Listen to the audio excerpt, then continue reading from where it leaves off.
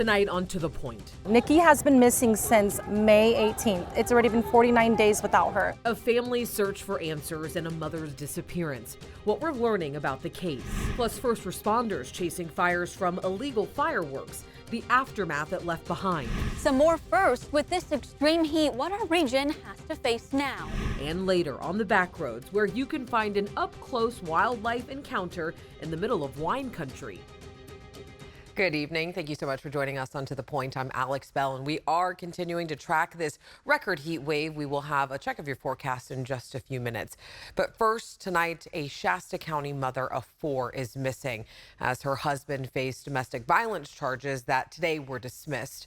Supporters gathered at the Capitol today and Shasta County Courthouse demanding answers and attention to the case. ABC 10's Becca Hobegger brings us the details tonight. Supporters of 39-year-old Nikki Chang Saley McCain rallied outside the Capitol Friday. Nikki has been missing since May 18th. It's already been 49 days without her. Her kids need her. Rally co-organizer and family friend Kay Saturn says as a mom herself, Nikki's case hits home. I can only imagine what it is to be her kids right now, not knowing where their mom is. Nikki was last seen by her family members May 17th. In the early hours of May 18th, a text from her phone told family she was driving her mother's-in-law vehicle back to their home near the Wind River Casino. She hasn't been heard from since, though her Chevy Avalanche was found in neighboring Tehama County a week later. She disappeared 2 weeks before Nikki's husband of more than a decade and father of her children, Tyler McCain, was due in court to face 4 felony domestic violence charges. Last December, according to Shasta County Sheriff's Office documents, Nikki checked into a Redding hospital with severe injuries. She told the investigator that Tyler had bound and beaten her over the course of 3 hours at their home just outside Anderson 2 nights earlier. She went to her sister's house in Redding and eventually filed a police report. Tyler, where's Nikki? Where's Nikki? Tyler, where's my sister? That's Nikki's sister confronting Tyler last week outside the Shasta County Courthouse. In the latest court hearing Friday, we learned a Shasta County judge dismissed the case against McCain at the district attorney's request. In a statement, the DA's office says it's because the victim, Nikki McCain, has still not been located, and her presence at this point in time is necessary to move forward with this case. The DA's office has exhausted all avenues to prove the case at this time without her, adding the DA's office reserves all rights to refile this case in the future. I don't want to get emotional, I'm sorry. It's just so hard because we feel like we're so powerless. We can't find her. We know that Tyler knows where she's at. McCain's attorney has declined several requests for comment, including one Friday from our ABC affiliate in Redding. It's because, the victim just conveniently disappeared 2 weeks before Tyler's first court date. The case is catching the attention of social media influencers and even Nancy Grace. A gorgeous young missing mom of 4's Chevy Avalanche just found on a remote and hilly county road. Tonight, where is Nikki? She spent 43 minutes on Nikki's story in her Crime Stories show this week as searches continue for Nikki and a billboard along I-5 in Anderson asks for information. Becca Hobegger, ABC 10. And this story even has ties to a wildfire burning right now. CAL FIRE cited Tyler McCain with starting the Olinda fire in Shasta County, which started on Wednesday.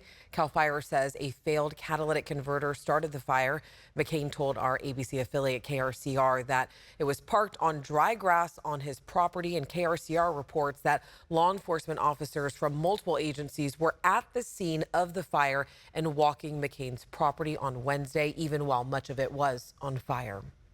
All right, let's turn now to our weather, taking you outside over downtown Sacramento. We have seen a long week of excessive heat. Devin Truby joins us right now for what we can expect this evening and this weekend. Well, Alex, you said excessive. Now we can say record-breaking. Now we have broken the downtown Sacramento record, which was in 2007 at 108 degrees, and we have tied the Sacramento Executive Airport record at 107, a few degrees shy for Stockton and Modesto. Now we are inching closer to this record of 11 days of over 100 degrees. I think that's very possible. A bit of a stretch for 7 over 105, and hopefully we will not touch more than 2 days at 110. I think we'll just let that one stand alone. Now we have our heat advisory in the orange and the heat warning in our Barbie pink. These are going to be in effect until Tuesday at 11 p.m. We also have a red flag warning now for the Lake counties and also in Sonoma, and that's going to be due to gusty winds over 25 miles per hour and low overnight humidity levels. So we will continue to watch that. And if you had plans to go anywhere to cool off this weekend, well, unfortunately, you're going to have to leave the entire West Coast in order to make that happen, Alex. And we'll have your full forecast coming up after the break. Now to the wildfires that we're tracking. Crews continue to make progress on the Thompson fire burning in Butte County. It started Tuesday morning in Oroville. It's now 55% contained at more than 3,700 acres. All evacuation orders have been downgraded to warnings. Out in Mariposa County, mandatory evacuations are underway as fire crews battle the French fire. It started around 6:30 last night on French Camp Road at Highway 49. CAL FIRE says more than 900 acres have burned with 20% containment.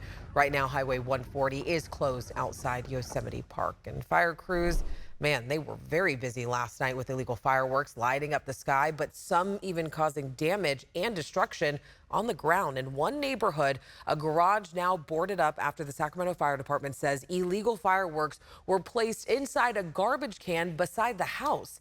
In Antelope, several teens were detained after they allegedly threw mortars at oncoming traffic. And at Firestone Park, bushes and signs were left charred. Sacramento Metro Fire says countywide, the fire dispatch center was flooded with hundreds of calls. They had over 1,400 911 calls. Last year, the same day, they had about 1,000. So a 45% increase in call volume just for our dispatchers. Sacramento Fire says there will be 46 citations going out to homeowners where crews documented illegal fireworks, and these will be mailed out. Fine amounts depend on how many times they have been cited. First responders were also busy overnight in Stockton, where illegal fireworks caused several fires all night long. In just 24 hours, Stockton firefighters say they got more than 3 times the number of calls they normally would. They say nearly all vegetation fires Thursday night, like the one in the country club area, were caused by illegal fireworks. Out in Modesto, 9 people are now looking for a place to stay after an early morning fire. It happened just after 5 near Virginia Corridor Trail. Fire crews say a home under construction caught on fire and spread to 3 nearby homes. 2 people were treated at the scene, and the cause is still under investigation. Still ahead onto the point, more fallout from President Biden's debate performance. An exclusive look at his first interview with ABC News' George Stephanopoulos. And later on the back roads, we head out to Sonoma County to show you where you can get an up-close and personal wildlife encounter. How many animals do you have on the facility? In total, anywhere from 900 to 1,000.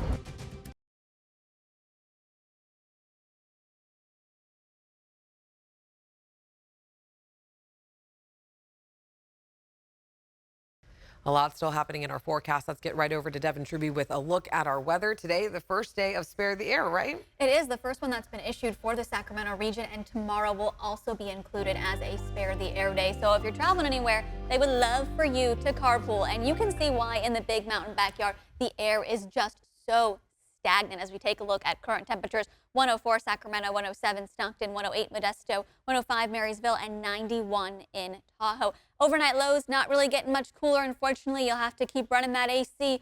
70 in Sacramento, 72 Roseville, 71 Marysville, 69 in Angels Camp, 74 in Jackson, 82 overnight in Placerville. Oh my goodness.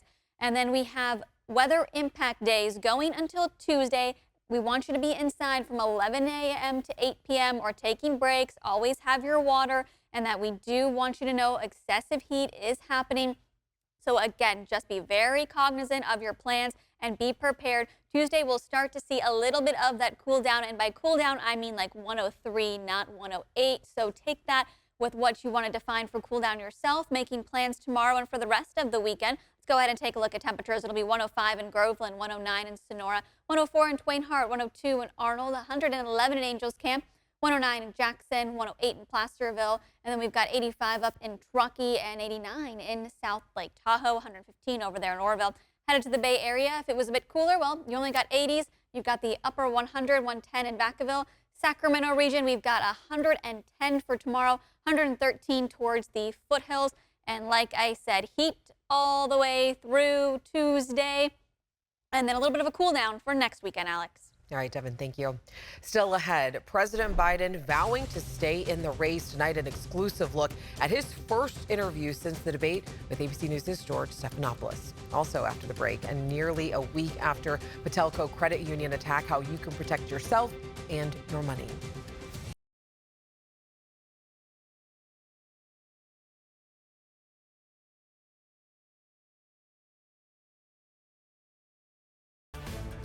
Tonight, in Your Voice, Your Vote, a busy day for President Joe Biden as he sets out to prove that he is still the right leader for the job come November. So far, 3 Democratic members of Congress and some donors have called on the president to back out of the race following his performance in last week's debate. Now, others are watching closely to see whether he recovers, including tonight during a sit-down interview with ABC News anchor George Stephanopoulos. Tonight, in a high-stakes interview, President Joe Biden sitting down with ABC's George Stephanopoulos. Let's start with the debate. You and your team have said you had a bad night, but your friend Nancy Pelosi actually framed the question that I think is on the minds of millions of Americans. Was this a bad episode or the sign of a more serious condition? It was a bad episode.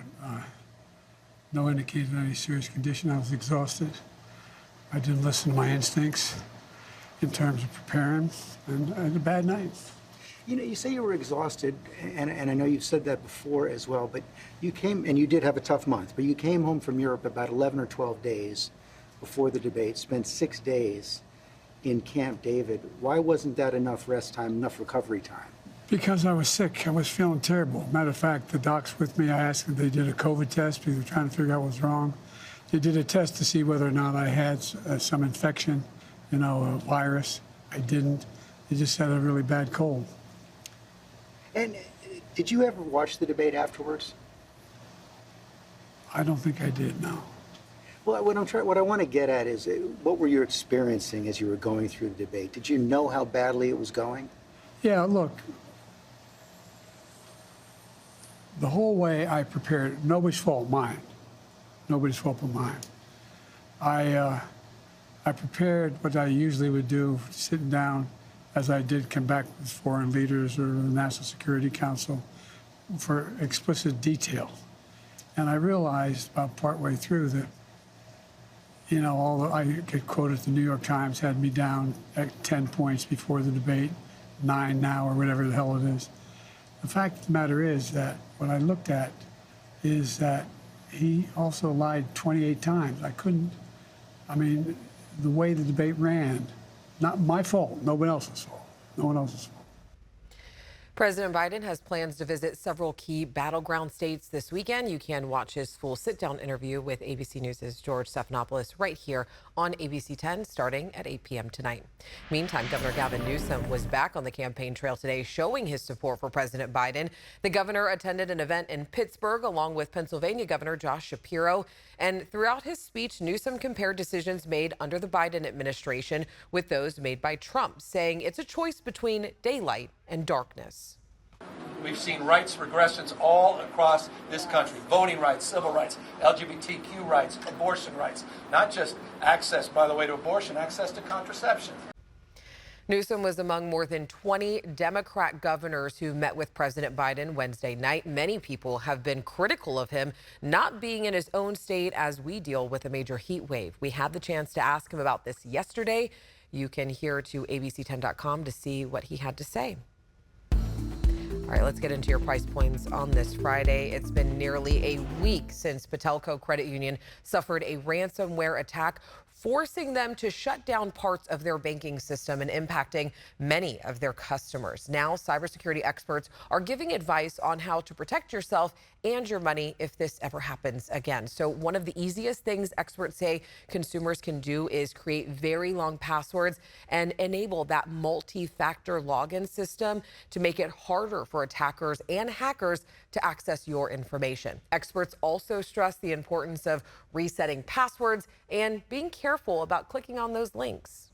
Any text messages or any emails you're receiving that have links in them, that have things you can click on, do not click on them. It doesn't matter if it came from your mother. Patelco's latest update says everyone's money is safe and secure as their investigation continues, but they don't anticipate having their systems working again this weekend. A federal appeals court now says Walmart will have to face a lawsuit accusing it of overcharging customers. The suit basically accuses the chain of bait and switch, charging higher prices at the register than what's posted on the shelf. And then there's Target. They have announced that they will stop accepting personal checks come July 15th. The company cites extremely low volumes. Target said that customers can continue to pay for purchases by cash, credit, and debit cards, Target Circle cards, digital wallets, Snap, EBT, and pay later services.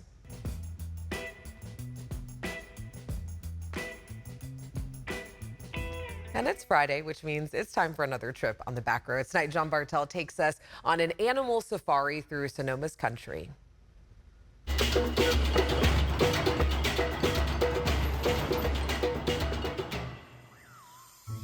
Hiding within Sonoma County's wine country, beasts foreign to California roam the tree-covered hillsides looking for their next meal. There you go. It's like a long finger. Yeah, you are. Look, It's drool and very everything. slobbery. Yes. Yeah, she's a little drooly, Yeah. this one. Oh, that's on my hands now. These very saliva-filled giraffes are just some of the star attractions at Safari West in Santa Rosa. Yeah, that got in my mouth a little bit. The 400-acre African theme preserve offers an up-close animal experience, and it's tour guide Jeff Da Silva's job to get you close and teach you a thing or two. Is it normal for them to have so much slobber like this? Or? It's fairly normal, yeah, especially for our herd. Yeah, they don't put that in the brochure though. The well-hydrated, spit-filled giraffes are among the many animals you'll experience while riding on the park's 2-story safari trucks. How many animals do you have on the facility? In total, anywhere from 900 to 1,000. Wow. Individual animals here on property with about 100 different species. Jeff says Safari West started out as a breeding preserve for threatened and endangered animals. The goal is to help zoos and nature preserves protect and repopulate different species. Species like baby Otto, the park's first successful birth of a southern white rhinoceros. Yeah, so we were a breeding preserve and still are. So we do buy, sell, trade, loan animals to other zoos here in the States. And we're very successful. Again, we're just so excited to have a baby rhino. I feel like we've been trying to breed rhinos since about 2008. After more than a century of protection and management, white rhinoceroses have moved off the endangered species list. They are classified as a near threatened species, so there's about 15 to 16,000 left right now, which is awesome. Just like the giraffes, the rhinoceroses eat well at Safari West. I was lucky enough to experience feeding time, and not so lucky to experience one of Jeff's lessons on rhino digestion. What are you holding in your hand there? Well, it's dung, but these animals, they're not very efficient at digesting their food. Okay. So when you break it apart, it's all just hay. Okay. It's all grass, it's all safe to handle. You know, if this was lion, then we probably wouldn't touch it. It's another thing they don't put on the brochure here is the amount of dung you might hold. Yes. Just to be clear, every tour is different at Safari West and may not include a lesson on dung. And because the property is so big, you may not see all the animals. That's kind of the beauty of the property, is it really feels like a safari. You don't know what you're going to see, where you're going to see it, or how good that sighting is going to be.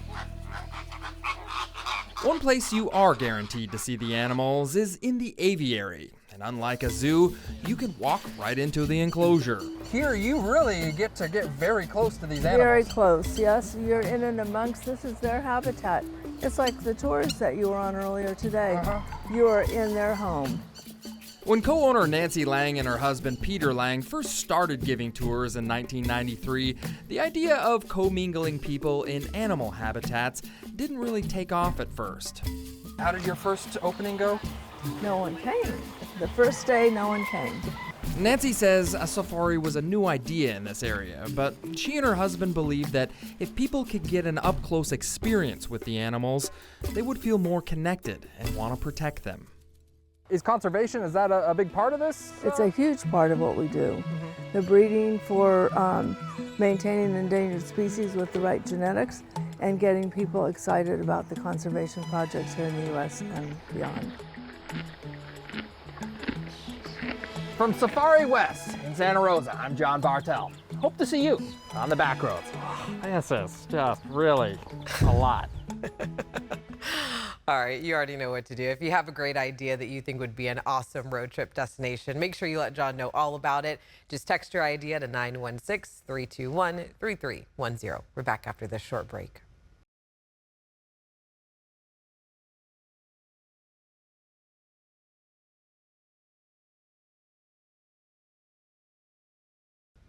That is our show tonight. Thank you so much for watching and for inviting us into your home. We love telling your stories and we love getting to meet you. So if you have something you think we should be looking into, make sure to reach out to me and the team. And remember, strangers are people we just haven't gotten the chance to meet yet. So take the time to get to know someone. Have a great night, a safe weekend, and I'll see you on Monday.